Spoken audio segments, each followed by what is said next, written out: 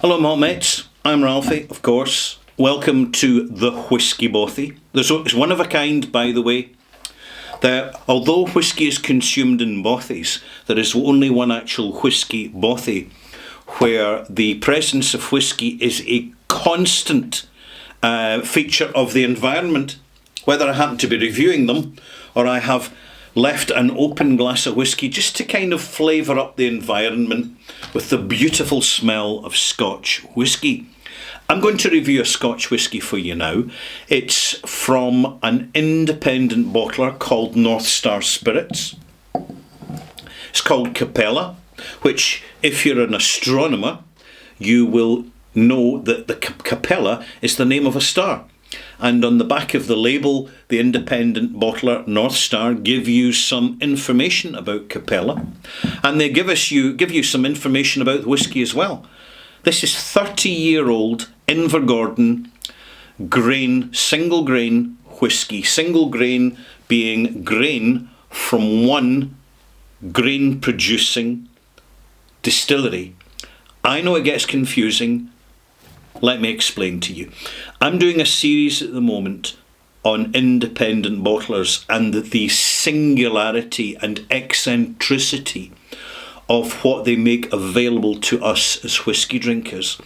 And this is a perfect example of that, because this is 30-year-old grain whisky, and I bought a bottle online for £95. Now, for that sort of age statement, that is a very reasonable price. And North Star independent bottlers have a history of doing this, of providing some older whiskies at phenomenal price value to the customers without any marketing flannel or pretension.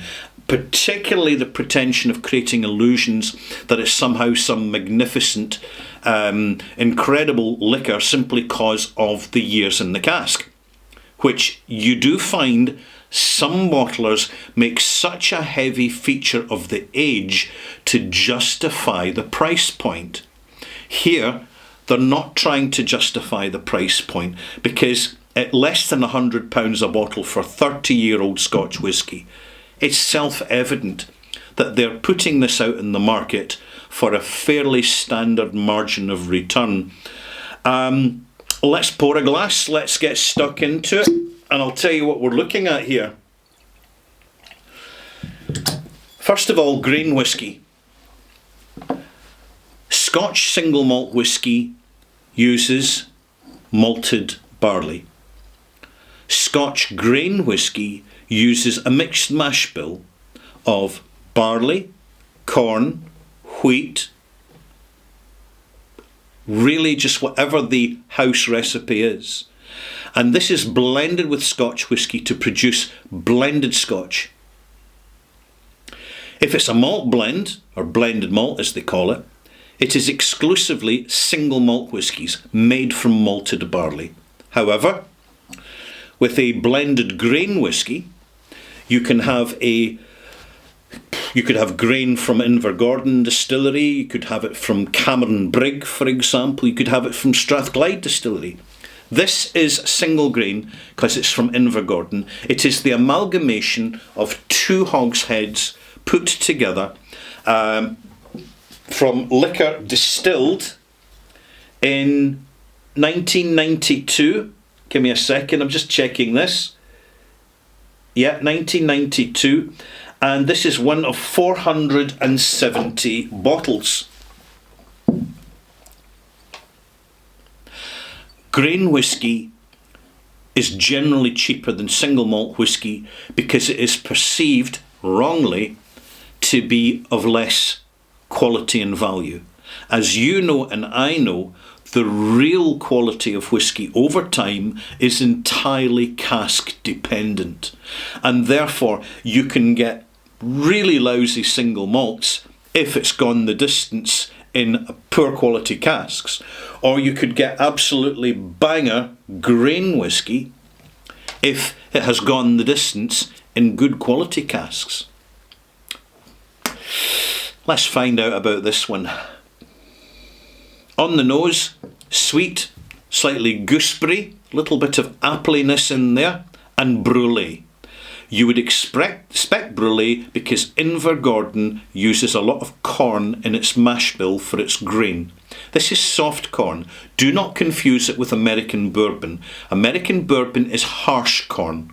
It's more custardy. This is more subtle. This is more delicate. And one of the reasons for that is that there is a high proportion of malted barley used in grain whisky to temper and taper off and reduce the assertiveness of a pure corn impact. On the nose, I'm also getting immediately 3 factors which are significant in aged whisky. 30 years old, at least. Old books, leather armchairs, and tobacco notes. They are here in abundance because the lightness of the grain style allows aginess from casks to be more pronounced.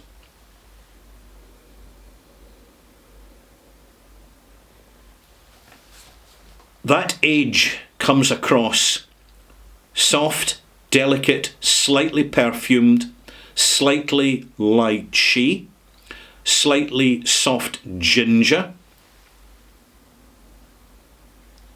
and a little bit of lime pickle. Tasting it. I should tell you what this is bottled at. It's bottled at 50%. It's also natural colour.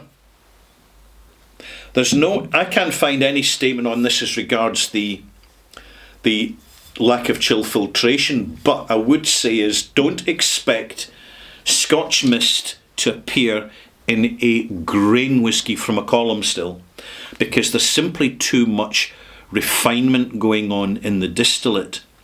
You simply do not get the same amount of wood oils or grain oil as you would from a single malt which has been distilled in a copper pot still. In the column still, you get a different measurement, you get a different result. And one thing you tend to get is the lack of mist, Scotch mist. If you do see any in the glass, it's probably coming from the wood oils coming out of the cask itself. Taste.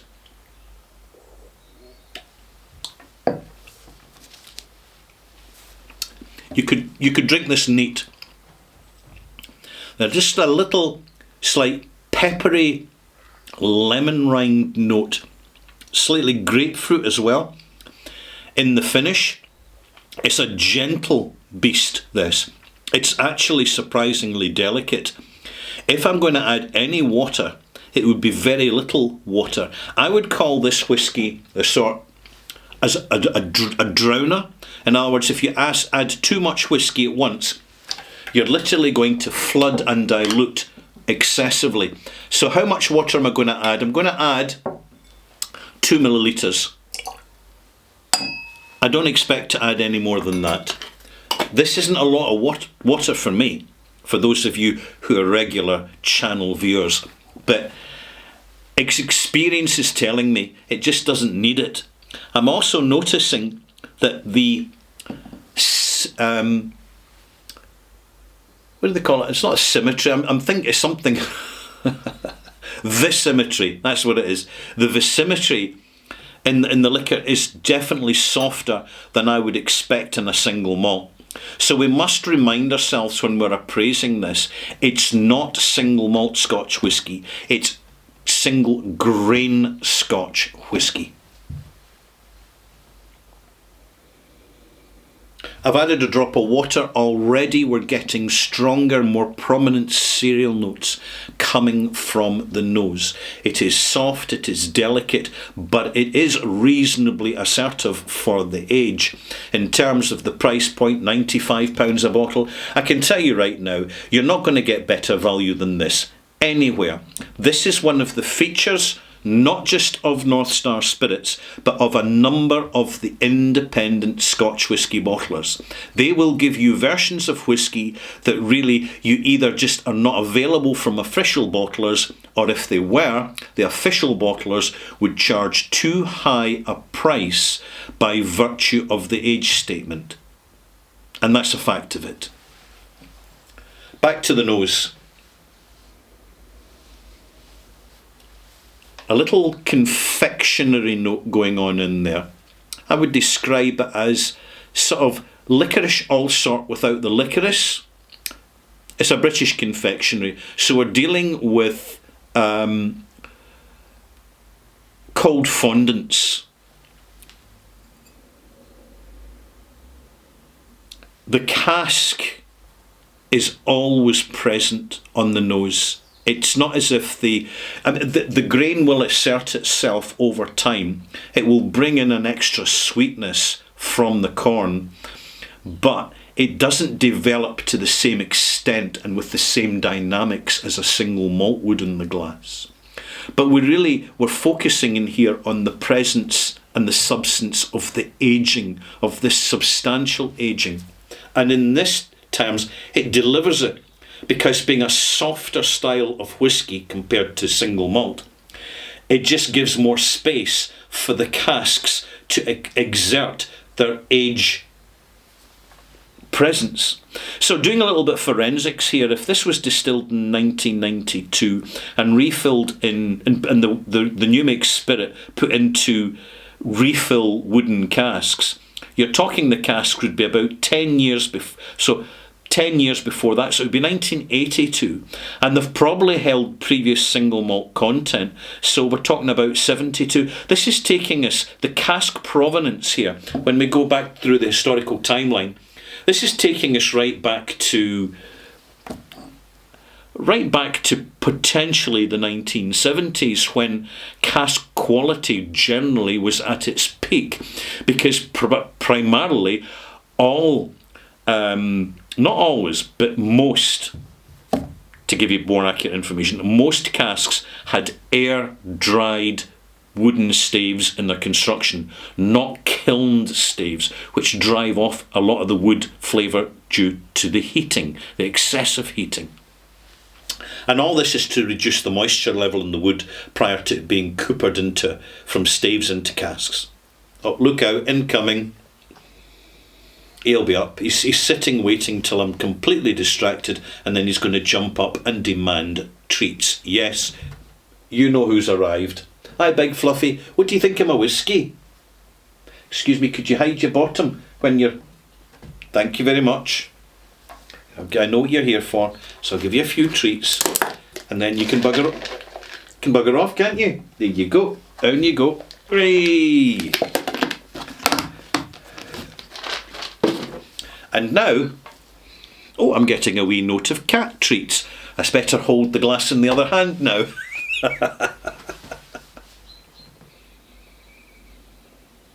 It's a soft burner. By way, a very well made spirit. Absolutely quintessentially what you would expect from a Scotch single grain whisky. Good clean cuts, but it completely lacks the drama and dynamics you'd get from a single malt. But that's really not what the main feature is here. It is the softer, more rounded, sweeter style of grain whisky, presenting just the casks itself. And we're not dealing with one cask, we're dealing with two casks that have been amalgamated, they've been brought together. For a very simple reason, just to deliver more content for bottling, but also you find that a certain series of casks kind of weather differently from others, depending on the density of the grain, depending on the quality of coopering in the casks. So casks, it's not just whisky that gets made in batches. Casks get made in batches too. And therefore, for the independent bottler, they really got appraising, is this cask going to go a long distance or a short distance? Have we got a lucky cask here? Or are we just going to kind of wait and see what eccentric results we actually get from what we've bought? Again, the independent bottlers take a certain amount of gamble and chance on this. But They're not so much when they're bottling because they need to sell the stuff and uphold their reputation simultaneously. So if we get an independent and a disappointing buy, we're going to be disinclined to go and buy more again. In this instance, what's critical here is the price point. If this was £500 a bottle based on the fact it's 30 years old, it would be a disappointing return because the whisky's soft and the casks are fairly, not overbearing, but they're dominant. I'll leave it at that. But at £95, a whole different set of calibrations going on here. What we have is something that's genuinely interesting, and particularly for a less experienced whisky drinker, if you want to have a bottle of something that really carries its age successfully as a point of reference, then this would be an ideal bottle for you. I would conclude by saying this is probably sold out by now. However, it is highly likely there'll be another bottling along shortly. Because whisky's not unique. There are millions upon millions upon millions of casks of whisky. And although they are all singular, they all have their marginal differences.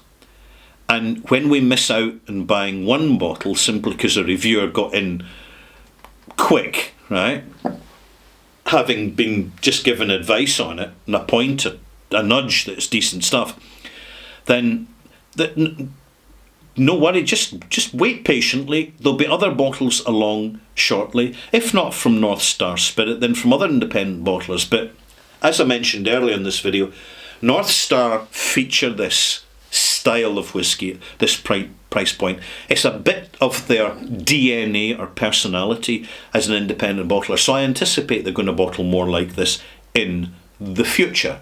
Similar, but as always, slightly different. Final tastings before I give this a mark out of 100. Holding it in my left hand now because my right hand, it's not so bad. Smells of cat treats, sort of slightly umami. It's livening up. It's getting a little bit fresher. There's a substantial sultana, slight toffee, rich toffee note. The brulee is kind of getting slightly softer.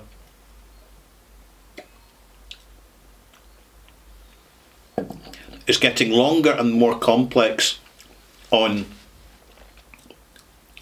the palate. It's getting drier and more gingery. The finish is stretching. It remains a relatively simple whisky, but within that whisky there's still complexity. It's just more understated and less asserted. And there you have it. I'm happy with this, glad I bought it, happy to be reviewing it. And I'm going to give this 84 out of 100. A good, solid whisky mark. Not a malt, a grain. If you want to pop back again shortly for Ralphie Review 1067 Extras, I'll be giving you my first impressions of a forthcoming whisky festival taking place in Edinburgh, Scotland, mid-March, so very, very soon, which, if I was in Scotland at the time, I'd certainly be buying a ticket for it. It's the first time ever that we've had a whisky festival specifically dedicated to independent bottlers, and I want to tell you a little more about it, so I'll see you shortly. Bye-bye.